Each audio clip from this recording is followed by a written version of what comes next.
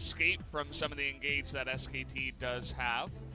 It allows Vi, a champion that can, you know, wants to get into that backline and engage, just a little bit more potential to close the gap. Definitely very interesting team compositions here. I have to think, though, that moving out of the draft phase, that SK Telecom are just in such a better position here. And the reason that I say that is Corki, we can see Pawn opting for the cleanse there in mid lane. SK Telecom, they have such that Kingzone have going for them isn't super powerful when you think about how their comp is going to come together against. They have a lot of gears available to them. They have massive mid-game wake-up. And the defensive tool, Akali, Vi, Corki, Sivir, and Tahm Kench, they're looking to go late, which is a little bit interesting. They're looking to come online at 3-4 items. They're going to try to have priority in mid lane as bot is going to be an island. And Vi's going to have her work cut out for her. Yeah, it's going to be huge. I'm really excited to see how that Vi is going to work here as we hop onto the Rift for game number 1 of SKT versus Kingzone to start off this best of 5.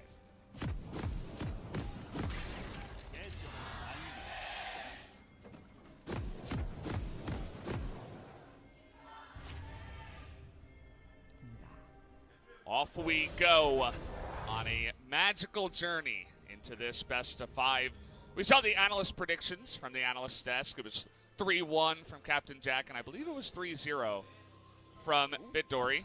But I was actually thinking 3-2 for SKT. It's hard not to favor SKT, especially the last time these two teams did face each other. It was a 2-0, and it was quite one-sided to the side of SKT. So even though Kingzone did demolish Damwon, does feel like they have a new beast in front of them. Well, I'm definitely not going to rule out the possibility of a 3-2 occurring, but I will say that I think that if SK Telecom go up 2-0, I think that it's going to definitely be a 3-0, but I wouldn't say the same for Kingzone. I think if Kingzone got up 2-0, I don't think it's out of the realm of possibility for SK Telecom to come back. And that's just basically a read on how the team has conducted itself under pressure or when things aren't going their way sometimes inside of the games.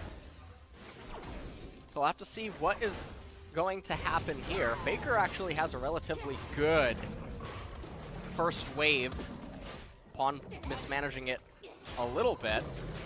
And Cuz has the Aftershock on Vi.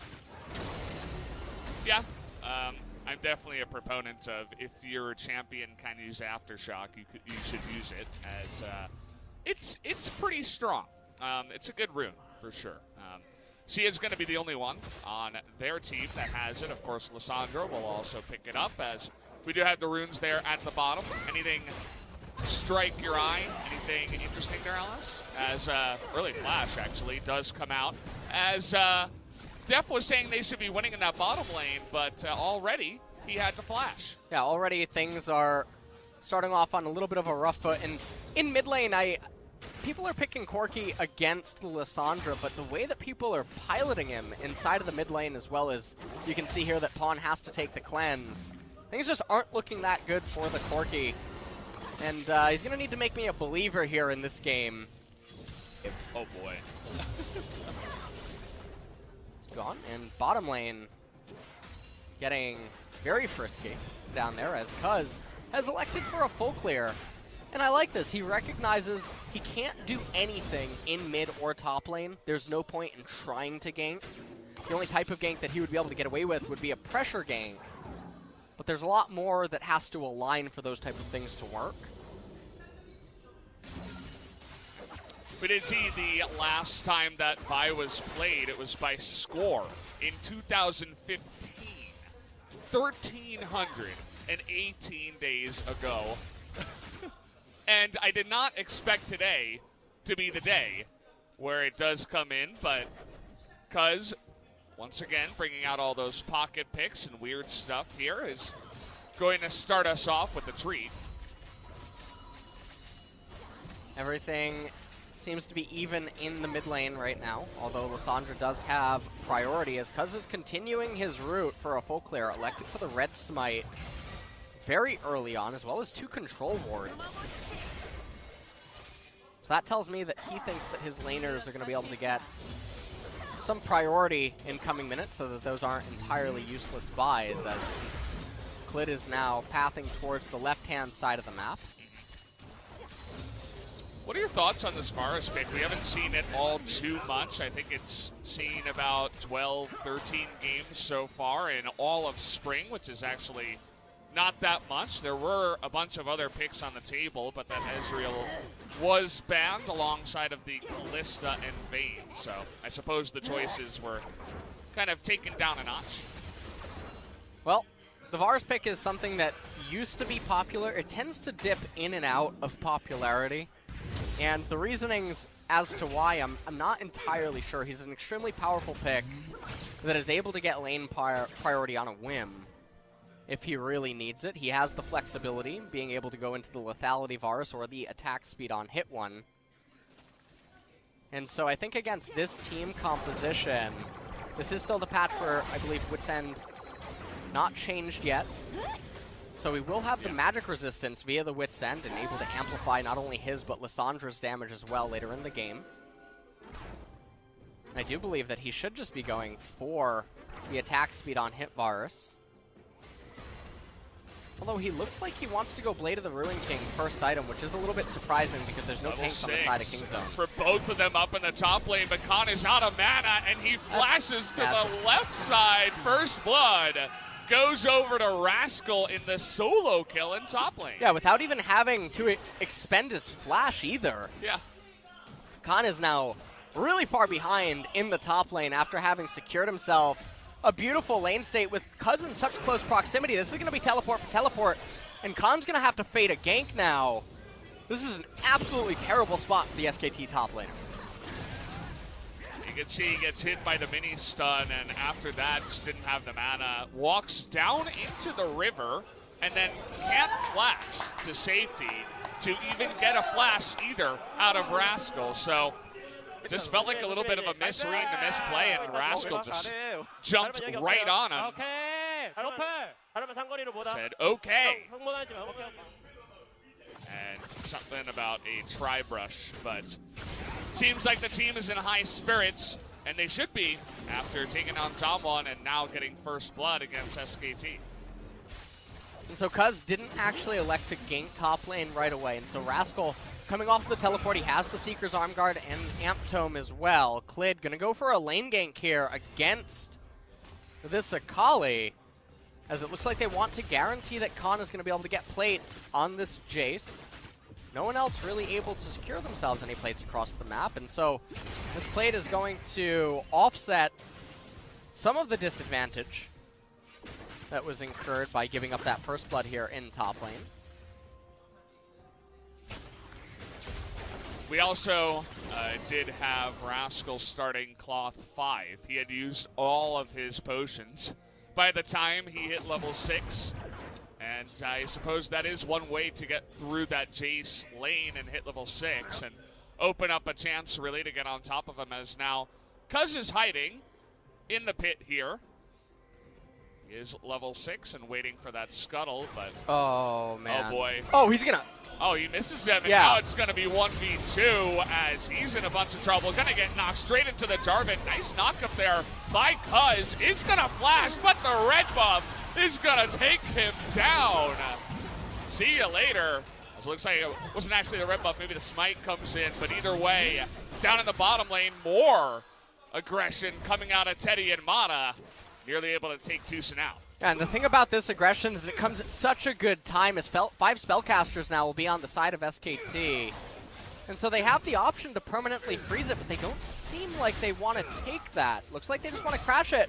And so now, because Deft is sticking around, he should be able to get the wave. Faker alone is not going to be able to threaten a dive, and so feels like a little bit of a blunder by SK Telecom. Deft didn't have teleport available. He was completely out of mana. And you could have just froze on him because you had more spellcaster minions on a cannon wave. And they elected to push thinking that Faker alone would maybe be able to threaten a dive, but he couldn't, as Pawn was trailing him in very close proximity. And so even though they found themselves with a fantastic trade, the rewards just aren't as high as it could have been. Absolutely, as Cuz thinking about helping up on the top side. Doesn't have his flash or his ult yet, though, so would have been hard to make it stick, even with Khan and no TP. As Faker going in for this one, the cleanse is going to be burned immediately by Pawn, so he's going to be totally fine. And so for some people looking at this right now, they might think, well, why would Faker do that if Pawn just has cleanse? They're obviously not going to be able to kill him. This is to set up for the future, as Faker's ultimate is going to come online faster than Pawn's cleanse will. And so, in a moment's time, eventually Faker's going to have that ultimate again, and Pawn is going to have to play very differently inside of the laning phase. So that ult was not intended to kill him, but it was intended to set up the kill a few moments from now. Yeah. Also had Jarvan nearby in case Pawn wanted to get really frisky and go on in there, as once again, Khalid is heading up towards the top side. He's level 6 now, level 7 in total, so does have the ability to throw that ult down, but... And you can see that Rascal didn't take the bait, so excellent by him. Had he started and initiated a trade right there, things could have gone a little bit ugly. But I think that it was read as Khan definitely being out of character. The story was not congruent with how he had been playing the lane up until this point. And you can see, yeah, he senses something is amiss in top lane with the way that Khan is choosing to play these minion waves now. Yeah. This is a second control ward that got deep into the blue side jungle, and the second one that is going to be cleared out. So Cuz doing a good job of making sure that he is not seen. We do have this first Drake that is a mountain, which could be really nice, actually, for both of these teams. See who jumps on that first. I think if Kingzone end up getting it, it's not as impactful as if SK Telecom get it early, and the reason that I say that is because Kingzone's team comp doesn't come online until way later, so they're not in the market for turrets or trying to burst down a Baron at 20 minutes, especially not when they're already behind at this stage of the game.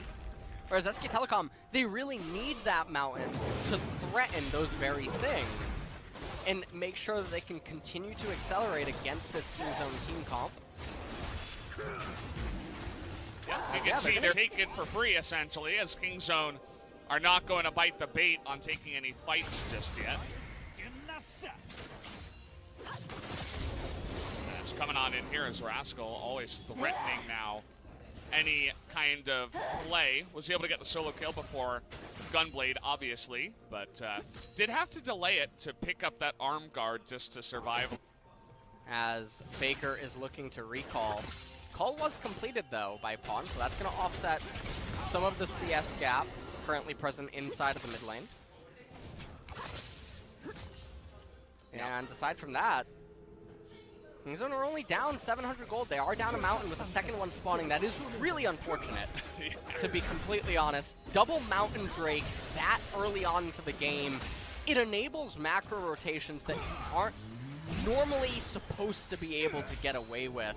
And it can be very frightening for the enemy team to dance around certain objectives because it really just completely twists the way that the map can really be played. So SK Telecom, they're rolling like gods right now. They really are. One of the only RNG aspects of the game, but it does go in their favor this time around, as now Cuz going on this one. The package was picked up, and already the damage is really big. Onto Klid, who is quite low, and now down on the bottom side. Cleanse comes in. Medusa might have to flash this. Is going to get stunned up, and they're just going to kill him before he can even get out of there or use the gray health. As just the straight-up 2v2 kill on the bottom side, but the Rift Herald does go the way of Cuz and Kingzone. Yeah, and it was a straight-up 2v2.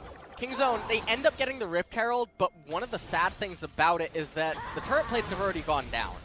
So Shelly, unfortunately, is just going to be able to get some dents onto one of the turrets. The unfortunate thing as well for Kingzone is that all of the turrets are extremely healthy because Kingzone has never been able to push them. Oh, this is going to be potentially a play, but Tushin able to use the Abyssal Voyage to get back in close proximity to the lane, ends up dissuading Faker and friends. No wards were there, actually, from what for free down in that bottom lane. The Varus pick really doing work for SKT in game 1. Yeah, I mean, Teddy, DCS is okay. 175 here at 15 minutes. I mean, it's all right. It's okay. It's not as good as Faker's. Yeah, I'm not as impressed because we can see there that Faker, a little bit of a lead. Yeah. Well, that got taken away.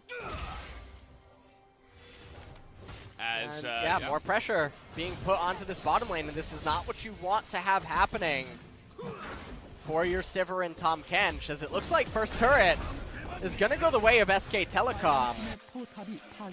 Quite easily as well. They just bring the jungler down. It looks like Cuz now trying to make a play up here on the top side as Rascal's going in. He lands that shuriken. Yeah, just and all that Cuz R. has to do is wait for it. You also got a Corki. There's the R. He's got a stopwatch, but not sure if that was really worth it, as he's going to die anyway. Down he does go, and another... And Khan definitely having a little bit of an off game one here on the Jace. Jace, not the best feeling in the world when you are behind on him. Take a look at how this all ends up happening. Goes for a shock blast recklessly. And the thing that's so, he ends up using a stopwatch for no reason, as it all it does, it delays his inevitable death. Yeah. Doesn't actually gain them anything. The turret goes down for free. It's a complete waste of the rune. Yeah. Just sells it immediately. It's like he never even took the rune in the first place, so. And now we're having some trouble down here on the bottom side as Gunblade is completed, and he's down 3 levels on Rascal, who's the, well, not the highest level in the game, actually. That goes to Faker, who's level 13, so. Catching up, and it looks like Kingzone now, they're not going to let the second mountain go astray. Kingzone are showing that they want to fight over this, but all of SK Telecom are here. Oh, Faker has TP. Look at Khan, they're just ganging up on him now as they're all running after him. Not quite able to kill him just yet. Finally they get him. SKT say, we'll just try to take him out. They do not take it as Vi gonna come in for the steal and the engage. Aftershock gonna keep her alive, and now the flash is on in as Pawn is looking for more. He's able to pick up 1 kill on the end. And meanwhile, Faker, he's going to pick himself up the top tier 1 turret, but you have to really question what are the priorities for SK Telecom. Giving up that second Mountain Drake, you have to think to yourself, is definitely quite a blunder, but huge credit to Kingzone for capitalizing on the opportunity presented to them. They bully Khan once more, or even forcing him to get a Hex Drinker. Yeah. This early on. And you have to just wonder, yet again, what is he doing so far out of position? As just another easy pickup for Kingzone, and then they're trying to burst down the dragon, but Cuz ends up telling Clid that he's going to need to check his smite key one more time. And then what a beautiful cancel right there. Yeah. Of Jarvan's EQ. Fawn ends up picking up a kill. Got him, no flash. And everybody's favorite, nicer, comes through as you guys will remember that Pawn was given the kill on the Jace up in the top lane.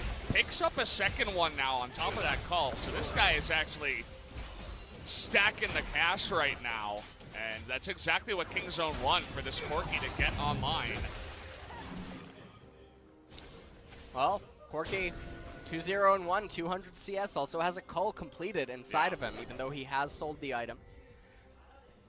And so now Kingzone, they find themselves 1.4k behind, but honestly the edge is going to them, at least in the current game state. The damage threat on the 2 carries in mid and top is just not quite there yet, I feel, to nullify the Vi and Akali. And it looks like Khan's about to potentially get bullied again. Yeah, here we go again. Not even bothered to land the shuriken on him, just going on in. Is going to win the trade in the end, but it's not going to push under turret just yet. Doesn't bother using his ultimate either. Probably because Khan has flash. If Khan doesn't have flash there, he probably full on goes for it and may even be able to pick up that kill. But also with the Hex Drinker, a little bit too much survivability right now for Khan.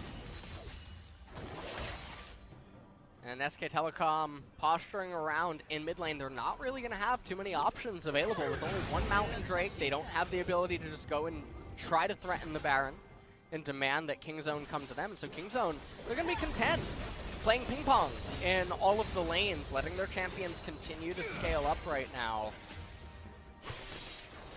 As SKT, they're going to look to clear out vision on the left-hand side of the map. Another mountain coming up in a minute and a half, extremely important for both of these teams now, as we are approaching the threshold where Kingzone's champions do get to punch back. And so double mountain becomes a real thing for them as well. It opens up the possibility to two-man Baron with any of the carries, and that goes for both of the teams. It really does. I mean, I'm glad you mentioned that because Varus has 2 items, Spike and Tease, pretty damn strong. That seems to be the carry here for the side of SKT. Should be Teddy on that Varus. Most CS in the game. Only 264 at 21 and a half minutes. Not so bad. It's all right. Down there. It's really, it's okay. Yeah. I don't know where he found the extra minions, but he's got away. X-Drinker for him now as well.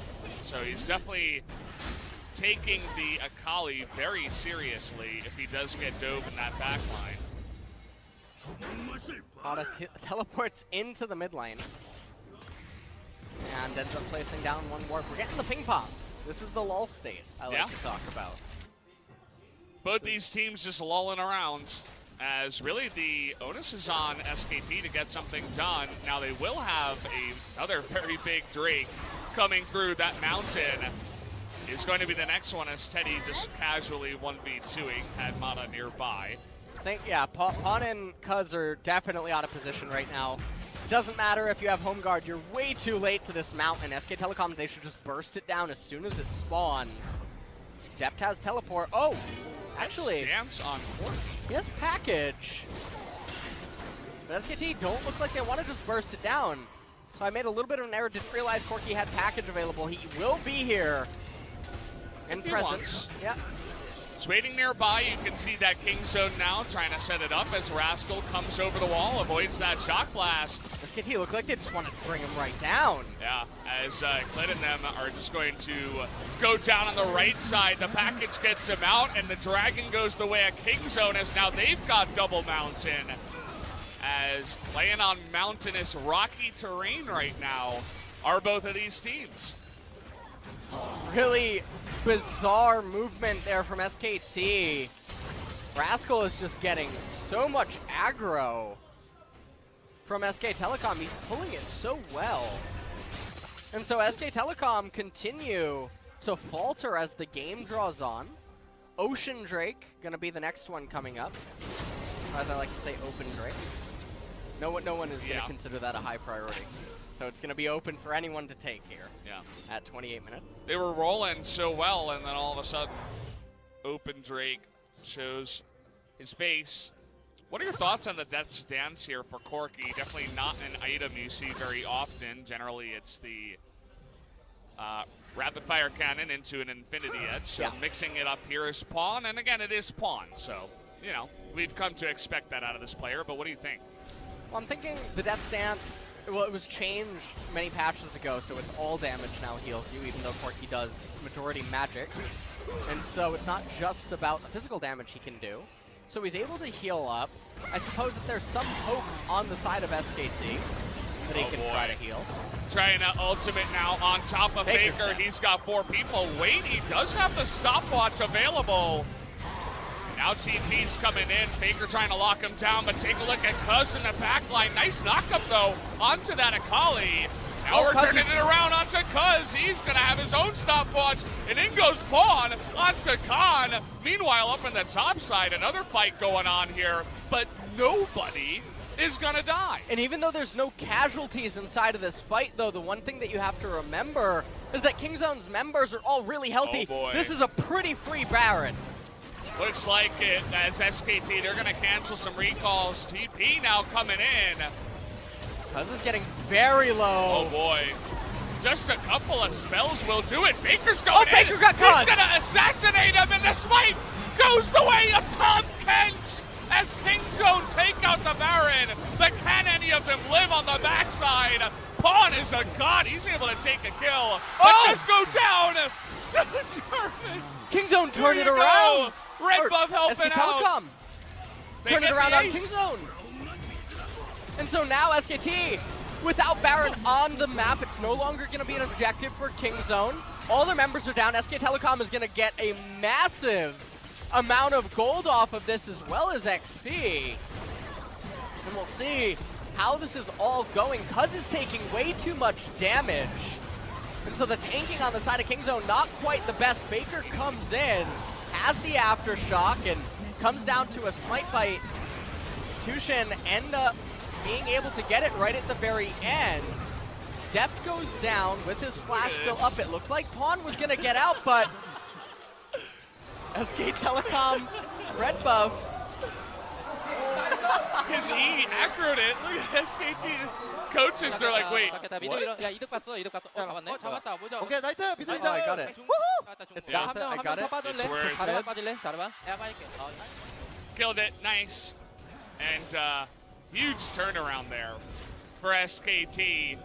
SKT red buff coming on in big towards the end to get rid of the last guy with Baron. Actually will be pretty big. You know, it makes me really happy to see that the buffs are finally beginning to get picked up by teams. We have Cloud9's blue buff, and then we have SK Telecom now recruiting red buff here. Oh boy, here we go, locking down the Corky now. Can they get into that back line? Clan is gonna dunk him! And there it is, as Tushin not able to get the Devour down. In time to save his life, ends up devouring Devi, and now they're desperately just trying to stop the push. So they end up getting Pawn right there. That's his second death of the game. And it's important to note that he didn't die at all in the previous series. Yeah. And off of that, though, they just continue to get a little bit of gold. They're going to back up and reset. And you can see Pawn just stepping a little bit too far forward. Beautiful by Mata to get the passive onto Pawn. Good ultimate to prevent Thomas from being able to eat him. Cataclysm came in, and Tushin's going to have to settle for consuming Cuz. Open Drake coming up in 5 seconds for Veldas. We got it coming in here. This is the priority As, target. I guess you just wait, right? Well, Make that Elder spawn? Yeah, I think that if you're thinking about a pretty good play, you do wait until 30 and just allow the Elder to spawn. Yeah. But I think if you're Kingzone, you want to try to take that as fast as possible. Oh, it's Faker in the back line. He has to, just in desperation, as Cuz is going to go down. It looked like Klid and the boys wanted more, but Faker with a nice play gets over the wall and gets the pick. SKT, they are going to take it down. We'll see what is going to be the next dragon. Another Ocean Drake. All right. Well, not the most exciting dragons. And now that Elder is going to spawn much later. Yeah, the Elder's going to spawn much later, which is going to actually be bad, I would say, for SKT, more so than Kingzone. And so I mentioned how Kingzone would probably want to take down the Ocean Drake, and that's because SK Telecom have a little bit more of usage for it at the current game state than Kingzone, and so Baron is going to be the next major neutral. Feels like the game is really going to come down to that, but at the current game state, I feel like we're beginning to see one of the problems for the Vi and the Akali in that there's so much defensive utility on the side of SK Telecom that it becomes really difficult for these champions to really provide a lot of value, and so a lot of pressure onto the Corky and the Sivir to get up close and personal, but you don't necessarily want to be up close and personal against some of these SK Telecom champions. Yeah. I mean, imagine you're a Vi, and I suppose the best target is a Varus. You know, it's going to be pretty hard, but especially hard for the Akali, as Maw of Malmortius and A Wit's End are going to be completed here up against this Akali, so Varus is half tank. In the meanwhile, if she can even get on top of the Varus, which is a difficult feat alone. Sivir is almost at 4 items. Corky looking like he wants to go for the Infinity Edge next, but I'm assuming that he's ways away from that. 4,000, almost 5,000 is the gold lead here for SK Telecom.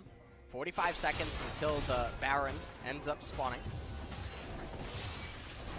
You can see that's what SKT are setting up for, as Faker threatening it up in the top side, but not going to go for it as Glid. Uh-oh, he's going to be locked down for so long. Down goes the GA, as TP's now going to be channeled. Shock Blast comes in.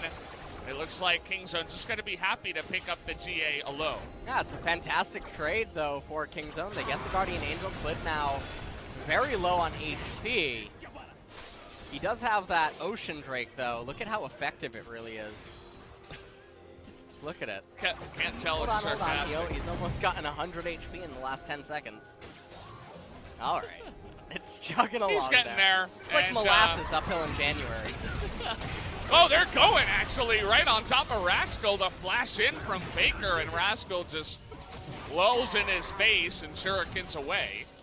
Well, I guess he did have to use his ultimate as well to get out of that one, so. But still a good trade for Rascal. Red buff, though, being taken on. Look at Pawn just running at them.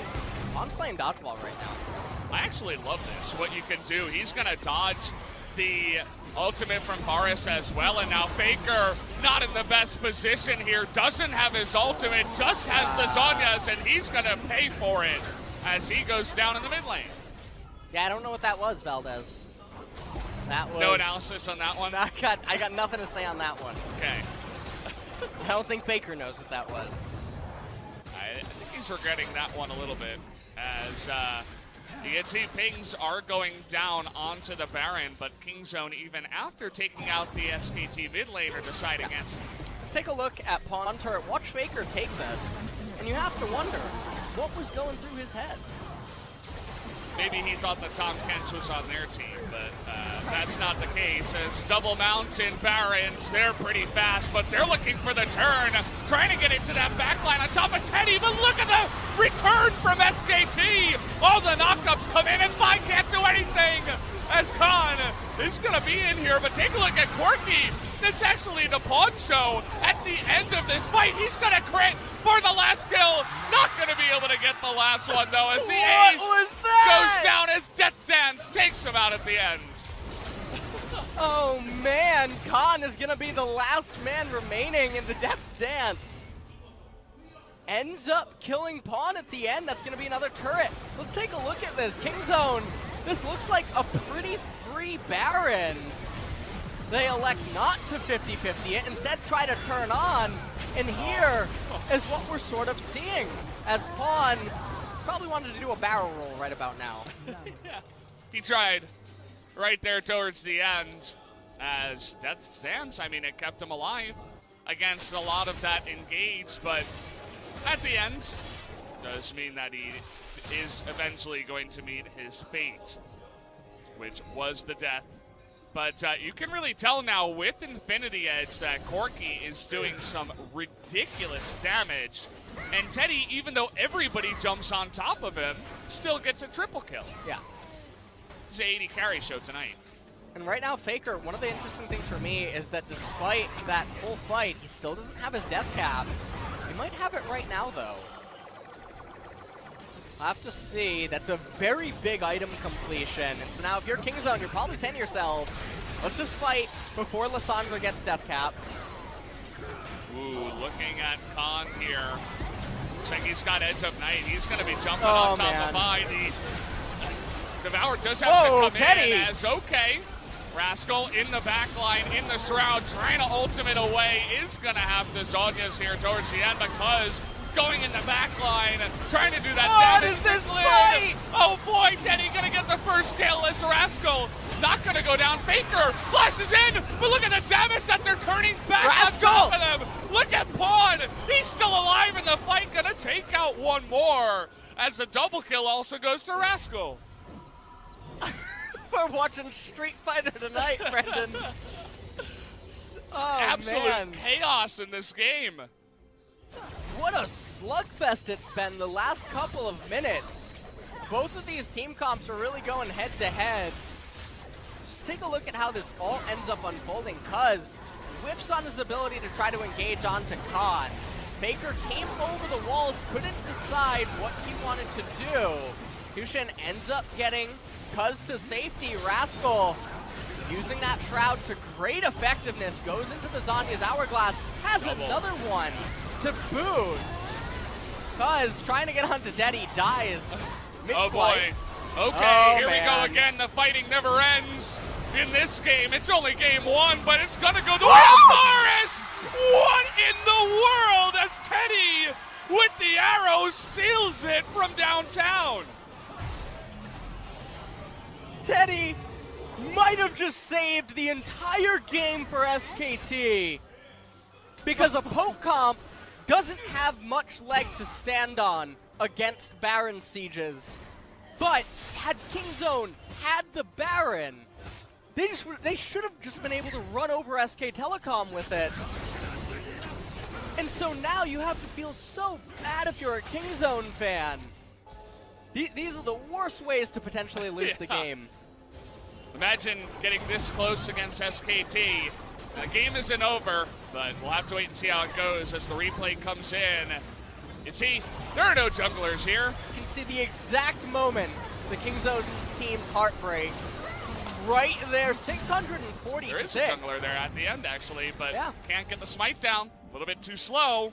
Still looking for that smite button as Cuz. Depth's gum chewing intensifies. And the player oh my god. He really has that alpaca vibe going for him. As he's trying hard to do that late game carrying as well. You talked about that ticking time bomb on the side of Kingzone. It's 38 minutes into the game now, so really have to pay attention. That's a deep teleport. Okay, ult's coming on in here from Cuz, trying to make it happen, but the Devourer does come in. As Vaughn, they're trying to get him, but the damage is huge from him. Can't fake it, take him out, no! He's not able to, but the Death Dance will. In the end, as Vaughn, actually Rascal, is gonna get a kill on the left side here. But take a look at Teddy, he's going in. Not long for this world. It's gonna be Defting Cuz. Trying to hold this off, but I just don't think you can do it. The Baron minions are gonna be too much. But the Nexus is now open. They're just gonna engage straight on top of Deft here. Who's not gonna be able to stop it? This is gonna be the game, and what a game it was. GG as SKT take the first one. I like the fist bump there to save his team. And if he doesn't get MVP, I mean, I don't know who could. Maybe Chovy. Dirty in this one, as it was really back and forth. You're having a little stretch after that game. I mean, a little. That was a tense one, man. Yeah. That was a bit crazy to start off the night. It was. That was a very chaotic, action-packed game number one. And these are the type of losses I fear for Kingzone, because they're so mentally frustrating to look at that game. And this is also how they've lost a lot of series in the split. Yeah.